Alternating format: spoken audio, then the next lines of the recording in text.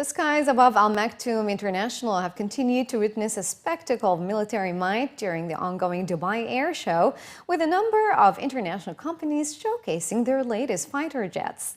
Manufacturers from the UK, US and France dominated the aeronautical display at the air show, with UAE's Al Fursan also joining in the action with a stunning aerobatic performance thrilling the crowd throughout the 5-day event. With much of the focus on arms sales, visitors were also treated to a display of aircraft such as B-1B supersonic bomber, F-16 Eurofighter Typhoon, and the Rafale warplanes.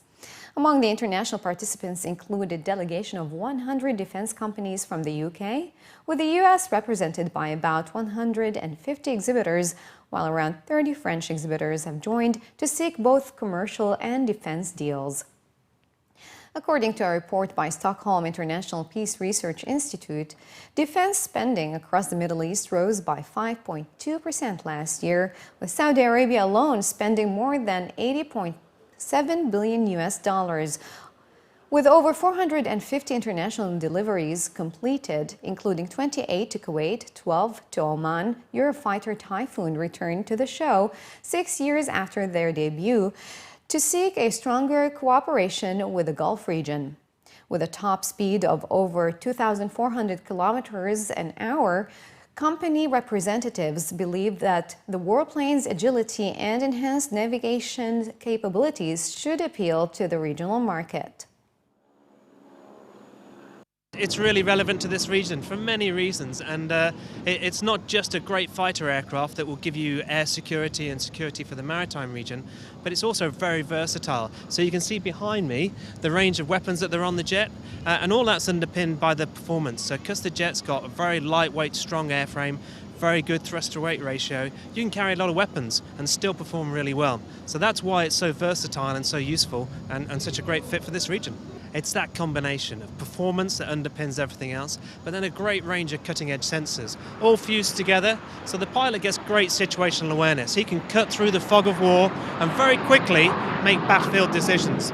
And with the range of weapons we've got on the jet, then he can make those decisions and really make a difference in the land, maritime and air environment. So right now, any air threats, or in the future out beyond 2040, there's no air threat that I don't think Typhoon can handle. And you know, when we're supporting the Army and the Navy as well, we can really be an effective force. And it's also value for money. It's got cutting edge technology on, but actually, once the aircraft's in your service, there's very little maintenance, engines require almost no maintenance, so it's really a great aircraft that just keeps on performing. A new survey conducted by Bayt.com has shown that in the UAE, the vast majority of residents would like to be entrepreneurs, with the SME sector considered as one of the main drivers for innovation and employment generation. The only market research entitled Entrepreneurship in the MENA 2015 has revealed that 84% of UAE respondents personally know at least one entrepreneur in their country of residence, 96% of whom are believed to have been successful in their endeavor. In the UAE, both private and public sector employees think of starting their own business, with the survey results revealing that 70% of all employees are currently thinking of starting their own business, while 16% have tried in the past. Only 9% of the workforce in the UAE have never thought of starting their own business. Additionally, 18% of UAE respondents indicated that they believe that setting up their own business is somewhat easy or even extremely easy, while about half of general respondents believe to varying extent that entrepreneurship in the UAE is somewhat difficult or very difficult.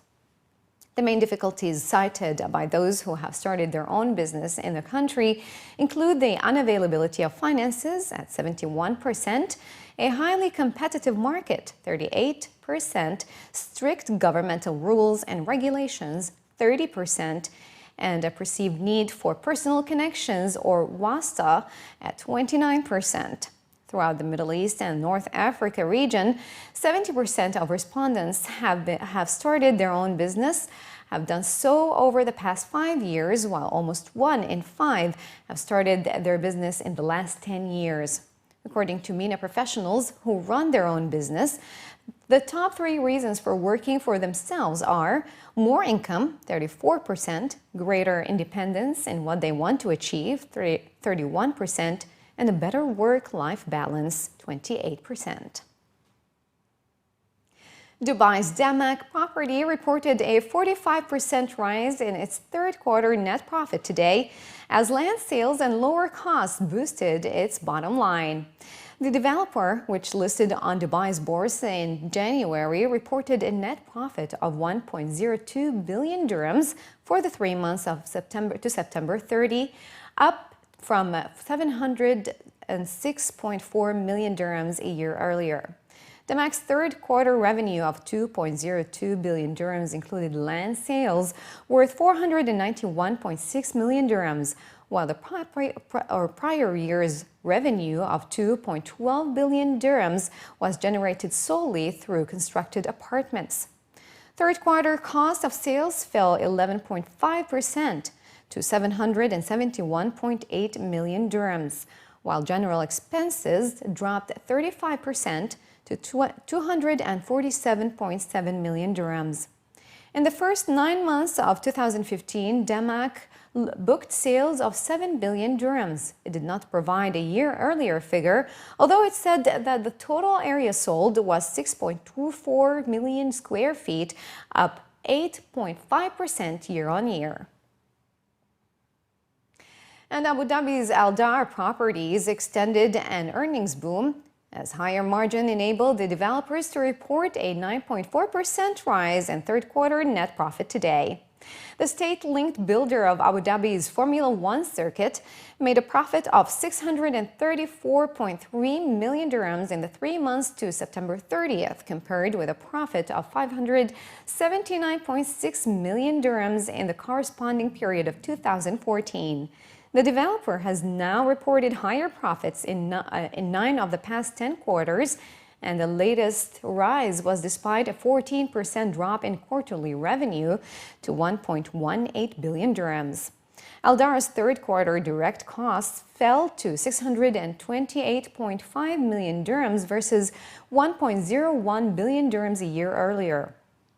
This gave the firm a quarterly gross profit margin of 47%, up from 26% in the prior year period.